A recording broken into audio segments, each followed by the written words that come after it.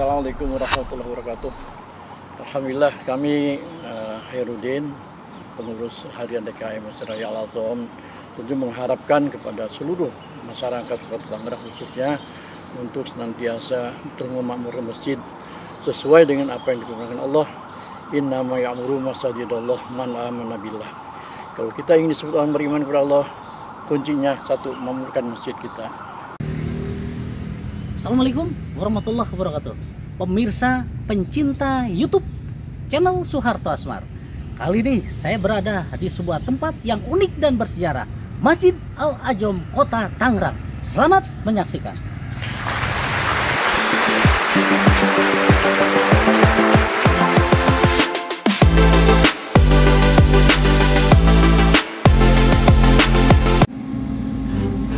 Masjid Raya Al-Azham merupakan masjid terbesar yang berada di Kota Tangerang.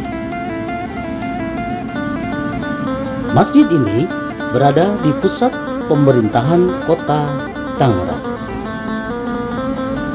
Sejarah awal mula didirikannya masjid ini pada tanggal 7 Juli tahun 1997 oleh Wali Kota Tangerang Bapak Dr. Randes Haji Zakaria Mahmud.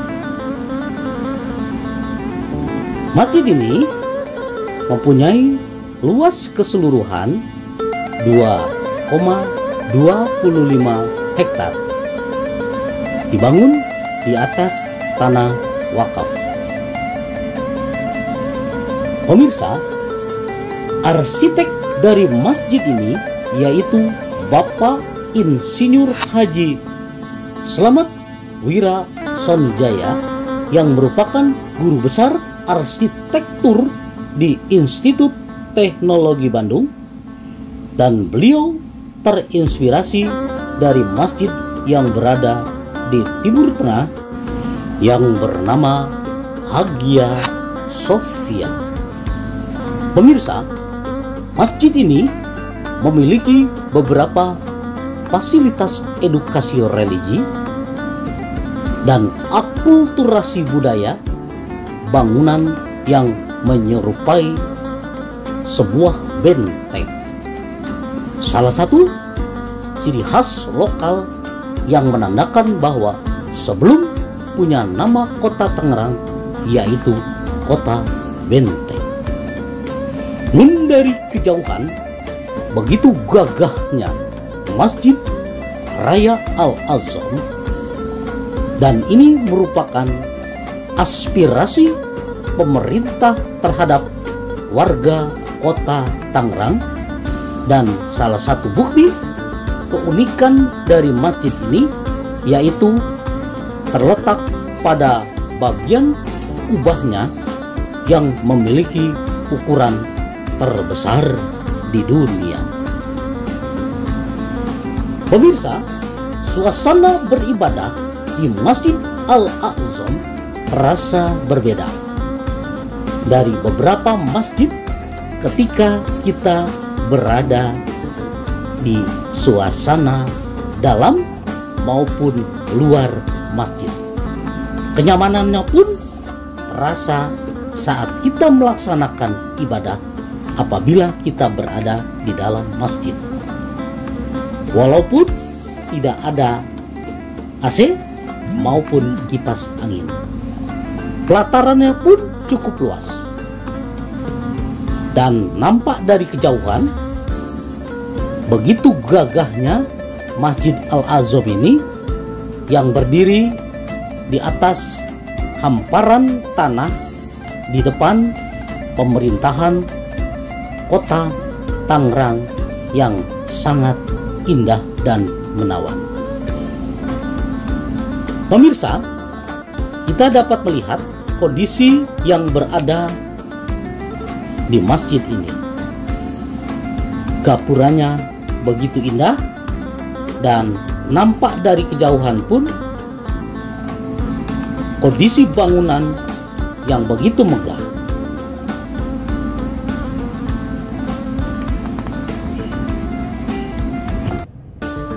Pembangunan masjid selama 6 tahun dan diresmikan pada tanggal 23 Februari tahun 2003 oleh Menteri Agama Republik Indonesia Bapak Said Aqil Hussein Al-Munawar.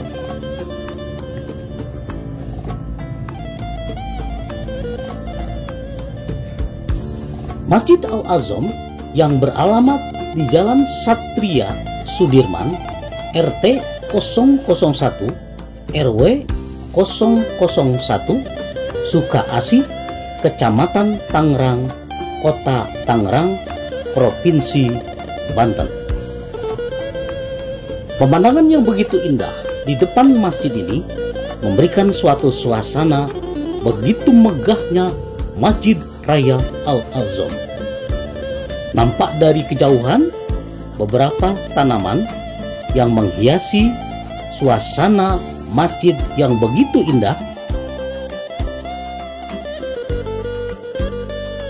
Pemirsa, kita dapat melihat kondisi dalamnya masjid. Dalamnya masjid begitu indahnya, begitu megahnya, dengan luas bangunan, dengan begitu megah dan mempesonanya. Kita bisa melihat kondisinya dan kita melihat suasananya yang ada di dalam masjid ini. Masjid Raya Al-Azom menjadi begitu ikonik dengan kubahnya yang diklaim sebagai masjid kubah terbesar di dunia. Suasana di dalam sangat indah dan mempesona. Begitu luasnya masjid yang ada dan tanpa memiliki tiang.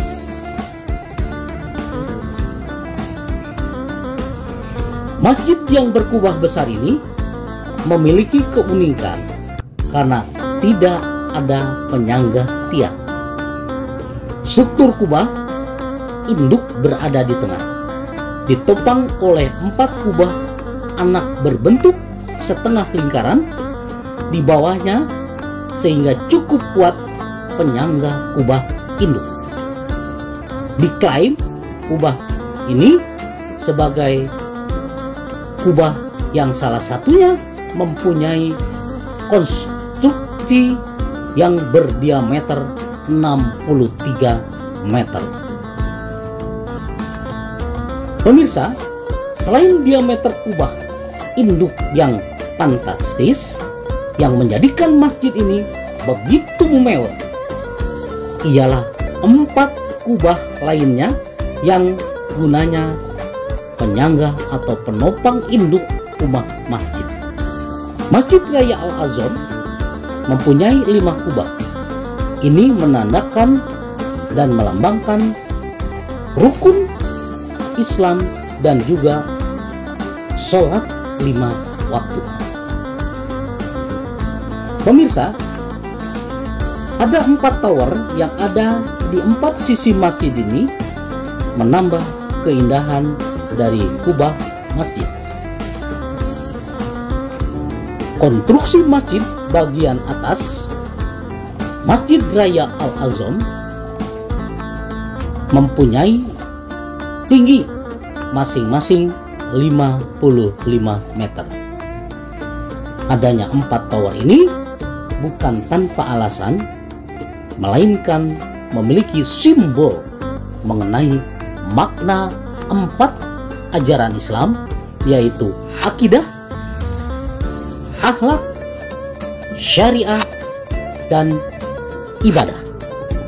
Bersama saya Pak Kiai Haji Khairuddin, beliau adalah Ketua Dewan Kemakmuran Masjid. Assalamualaikum Pak Kiai. Salam. Pak Kiai, alhamdulillah nih kita jumpa di halaman Masjid Al-Azom ya. Ini masjidnya besar sekali, megah dan sangat unik sekali. Pak Kiai, ada hal yang perlu saya sampaikan. Masjid ini sebenarnya mengapa disebut dengan Masjid Al-Azom ini Pak Kiai? Pertama, sebelum ke sana, masjid ini diinisiasi oleh Wali Kota Zakaria Mahmud sekitar tahun 96-97. Kemudian tanggal pertamanya yaitu tahun 97 dilanjutkan oleh Wali Kota Pak Tamrin, diresmikan selesai pada tahun 2003 bersama dengan Pusat Pemerintahan Kota Tangerang. Kemudian nama Al-Azam itu diambil dari Al-Quran sendiri, Al-Azam darajatan indallah. Jadi agung. Jadi artinya agung ya? Agung ya, agung. Ini dan memang kalau dikatakan tadi unik, memang unik. Sebab kenapa? Kubahnya ini itu 63 meter nggak ada tiang. Besar sekali ya Pak Kiai ya? Jadi bukan di Indonesia saja terbesar nih kubah, di dunia. Kalau kita pernah ke Masjid Biru ya cuma sedikit berapa ya? Istiqlal aja cuma 30 meter, termasuk Masjid Akbar Surabaya juga saya udah kesana juga nggak sebesar ini, 63 meter besar, berapa ada tiang penyangganya. Kemudian masjid ini juga berdiri di atas tanah sekitar 2 hektar. 2 hektar ya. Sementara bangunannya sendiri ada kurang lebih 66.000 meter persegi bangunannya dan bisa menampung jamaah 5.000 jamaah. Ini dalam khusus. Oh, jadi awalnya ini dibangun memang berdekatan dengan ya. Kantor Wali Kota Tangerang. Ya. Jadi lebih dulu masjid atau lebih dulu kantor Wali Kota nih Pak Kiai? Bareng ya. Jadi memang konsepnya seperti itu supaya sesuai dengan karena moto Kota Tangerang Akhlak Karimah. Jadi masjid ini dibangun bareng berdampingan dengan pusat pemerintahan agar nanti aparatur pemerintahan juga benar-benar dibangun tahun 1997 ya. Nah, peresmikannya bareng dengan pusat pemerintahan tahun 2003. Jadi selama 6 tahun pemirsa bangunan ini dibuat dan memang besar sekali, dan beliau mengatakan bahwa masjid yang paling besar kubahnya di dunia.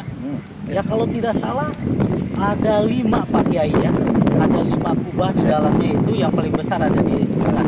Baik pemirsa, kita akan coba lihat bagaimana keberadaan dalamnya masjid bersama Ketua Dewan Kemakmuran Masjid Bapak Kiai Haji Khairuddin. Mari kita saksikan bersama.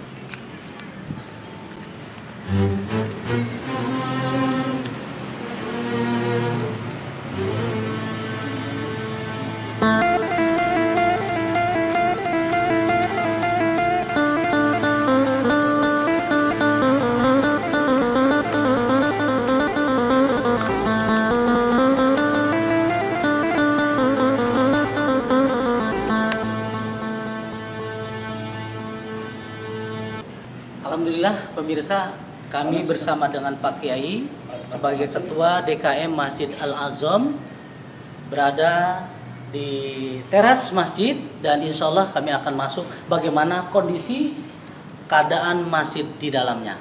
Mari kita lihat ke dalam.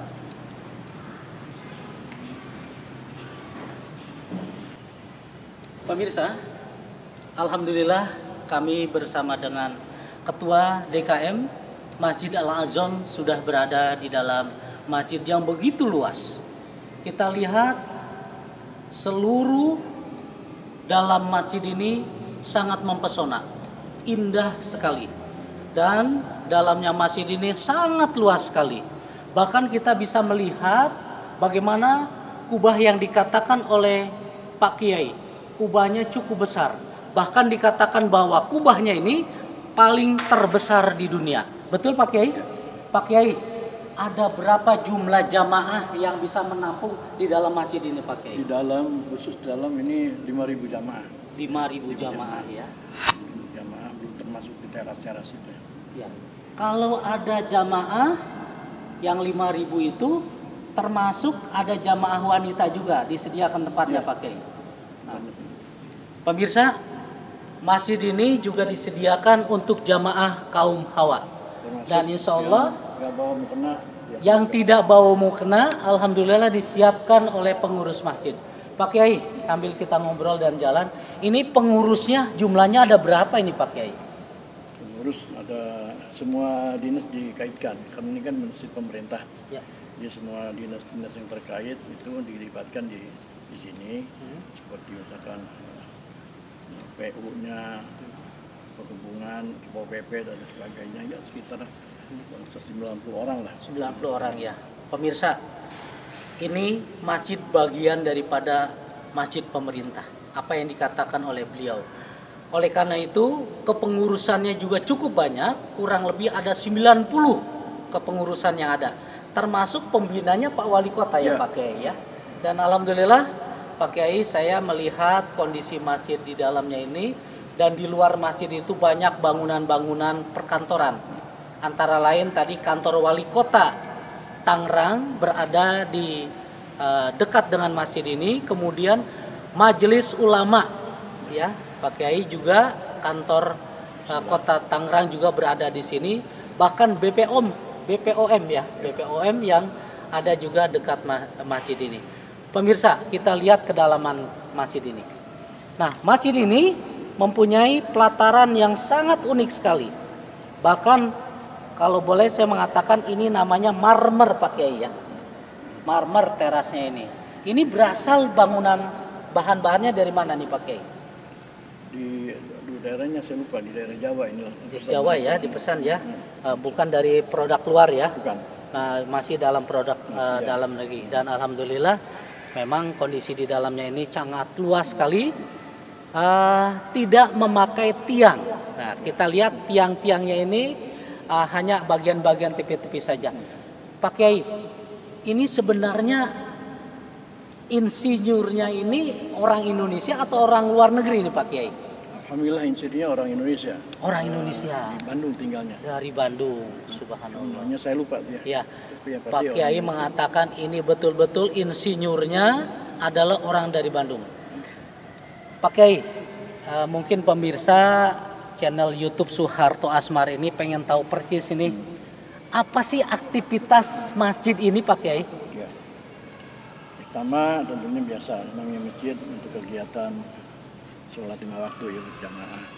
Kemudian diisi juga dengan pengajian-pengajian.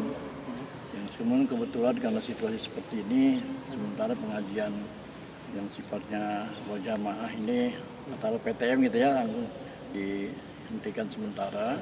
Paling pengajiannya bentuknya dalam bentuk Zoom gitu ya. Zoom aja ya. Nah, itu termasuk juga bisa digunakan kalau ada jamaah yang mau menikahkan putra atau putrinya di sini bisa. Nah, dalam keadaan situasi ini juga bisa dilaksanakan dengan catatan ada aturan-aturan khusus dari Kemenak ya, berapa jumlah jamaah orang yang hadir di dalam pernikahan di masjidnya sendiri dibatasi prokes ya. Nah, itu kemudian di atas lantai 2 ini ada galeri. Ada galeri. Isinya buku-buku ini. Oke. Nah, itu kita siapkan buat jamaah yang mungkin sambil nunggu waktu sholat bisa dia baca-baca buku. Atau setelah sholat ya. Itu semuanya ada kiri kanan. Termasuk juga kami sediakan juga buat ibu-ibu yang kebetulan yang masih menyusui, kami sediakan juga ruang untuk menyusui di luar biasa. itu. Pak Kiai mengatakan seluruh fasilitas disediakan, bahkan galeri buku-buku yang bernilai nuansa keislaman pun disiapkan di masjid ini. Bayangkan, dikatakan pula bahwa ada tempat untuk menyusui ibu pun ya Pak Kiai tetap disiapkan di masjid ini. Pak Kiai, kita lihat depannya. Pemirsa, kita lihat bagaimana mimbar masjid yang ada di depan ini. Mungkin dekorasinya yang sangat indah, mempesona. Wajar kalau dikatakan ini adalah masjid yang unik dan bersejarah, dan sekaligus juga masjid yang terindah. Masjid yang paling besar kubahnya di dunia. Nah, ini Pak Kiai ada semacam mimbar ya. Mimbar ini cukup besar dan unik sekali, dan alhamdulillah dipakai untuk sholat Jumat ya Pak Kiai. Sholat Jumat, kemudian Idul Fitri, Idul Adha. Nah Pak Kiai, kegiatan sholat Idul Fitrinya bagaimana nih di sini Pak Kiai? Dilaksanakan, dan Idul Adhanya bagaimana biasanya kegiatannya? kalau mau situasinya normal, itu jamaah tuh sampai ke jalan. Jadi kami juga buat garis-garis saf gitu ya. supaya dari masjid besar Iya. ini masih ada jamaah di luar. Waktu normal ya, sampai ke sana, ke pas gerbang wali kota Bisa itu. mencapai 25 ribuan dong Bisa. pakai. Subhanallah. Gedung MUI juga dipakai, Hmm, semua dipakai. bayangkan. Saya bisa nampung. Berarti betul-betul keberadaan masjid ini sangat dibutuhkan dan dibanggakan ya Pak Kiai. Karena memang ini unik dan betul-betul punya nilai keindahan yang luar biasa. Pak Kiai, kepengurusan masjid ini seperti dari ketua DKM dan sebagainya itu ditunjuk langsung atau dimusyawarahkan Pak Kiai? Karena ini pemerintah tunjuk langsung. Ditunjuk langsung. Ketua Ya? umumnya wakil wali kota. Oh, Saya kan ketua DKM ini harian. harian ya. Saya mengelola tanggung jawab Mhm. pelaksanaan ibadah ini saya. Nanti paling lapor ke ketua umum yaitu wakil wali kota. Oke. Pengurusannya ini Pak Kiai kurang lebih berapa tahun sekali nih Pak Kiai? 5 tahun. Setiap 5 tahun sekali. Jadi alhamdulillah Pak Kiai ini sudah menjabat berapa tahun nih Pak Kiai? Ini periode kedua. Periode kedua ya. Insya Allah mudah-mudahan panjang umur, sehat dan bisa melaksanakan kegiatan-kegiatan ibadah yang memang sangat diperlukan tenaga dari Pak Kiai yang sangat mungkin jadi idola bagi masyarakat dan jamaah sekalian. Baik Pak Kiai. Kalau tadi lihat ada tempat main anak-anak, itu kami Ada. sediakan Oke. sebelah ini. Fasilitas yang berikutnya ada tempat bermain anak-anak ya. Maksudnya supaya masjid juga ramah anak gitu. Subhanallah. Jadi jangan sampai anak-anak menganggap masjid ini daerah yang serem ada dan lain sebagainya. Tapi supaya anak-anak betah main, dengan betah main mudah-mudahan bisa diajak sholat gitu. Luar biasa pemirsa. Masjid ini adalah masjid yang ramah anak, suatu program Provinsi Banten yang luar biasa. Insya Allah mudah-mudahan bisa dicontoh bagi masjid-masjid yang lainnya. Apalagi kepengurusannya ini betul-betul di bawah naungan oleh Pemda ya Pak Kiai ya. Dan insya Allah mudah-mudahan ini menjadi suatu kebanggaan untuk kita semuanya. Pak Kiai, ini ada mimbar ya. Mimbar untuk imam. Mari kita sama-sama lihat. Di atasnya ada kaligrafi dan memang sungguh mempesona dan indah sekali kaligrafinya. Nah, Pak Kiai bisa disampaikan mungkin info keterkaitan dengan petugas yang menjadi imam. Ini bagaimana pengaturannya nih Pak Kiai? Jadi imam-imam baik rawatib maupun imam Jumatan memang kami ambil dari pertama yang prioritas yang hafid, kemudian qori. Nah, itu yang dari imam. Itu pilihan diambil dari sekolah Tangerang itu. Tangerang ya. Kita ambil untuk ditugaskan di sini jadi imam. Jadi, Kalau dan 5 waktu rawatib itu khusus ada 7 orang. Hari Senin lain, Selasa lain. berganti-ganti ya Pak Kiai ya. Tuh, luar biasa betul-betul. Kepengurusan yang ditunjuk oleh Ketua DKM Pak Kiai Khairuddin ini memang luar biasa. Memberikan satu keadilan. Siapa saja yang pandai, yang bisa memimpin sholat bisa untuk melakukan. Karena masjid ini bukan hanya masjid yang dimiliki oleh masyarakat Kota Tangerang, tetapi masyarakat seluruh dunia. Karena masjid itu adalah milik kita bersama. Pak Kiai, yang terakhir, mungkin ada pesan-pesan apa yang bisa disampaikan Pak Kiai keterkaitan dengan keberadaan masjid ini dan pemirsa penonton YouTube channel Suharto Asmar. Silakan Pak Kiai. Jadi pertama-tama tentunya dengan keberadaan masjid ini yang mudah-mudahan bukan hanya menjadi kebanggaan masyarakat Tangerang itu sendiri, tapi memang benar-benar dimanfaatkan seoptimal mungkin menjadi ajang ladang amal dan lain sebagainya untuk meningkatkan keimanan pada jamaah. Dan memang dalam kenyataannya masjid ini juga bukan didatangi oleh masyarakat Tangerang, banyak dari luar kota Tangerang hanya sengaja untuk melihat kemari keindahan masjid Raya Al-Azhar sendiri, termasuk juga kadang-kadang ada jamaah yang ingin ke bandara sambil nunggu waktu, beliau kadang-kadang di sini transitnya gitu. Kemudian juga mudah-mudahan bisa juga dijadikan tempat untuk menimba ilmu, karena di sini diisi juga dengan berbagai pengajian dan acara-acara besar Islam lainnya selalu dimanfaatkan. Terima kasih Pak Kiai, banyak hal yang sudah disampaikan oleh Ketua DKM Masjid Al-Azam yang berada di kota Tangerang ini. Insya Allah mudah-mudahan apa yang disampaikan amanat oleh beliau bisa kita laksanakan dengan baik. Dan insya Allah mudah-mudahan kita menjadi muslim dan muslimah yang bertakwa kepada Allah Subhanahu wa Ta'ala. Terima kasih Pak Kiai atas bincang-bincangnya pada hari ini. Assalamualaikum warahmatullahi wabarakatuh.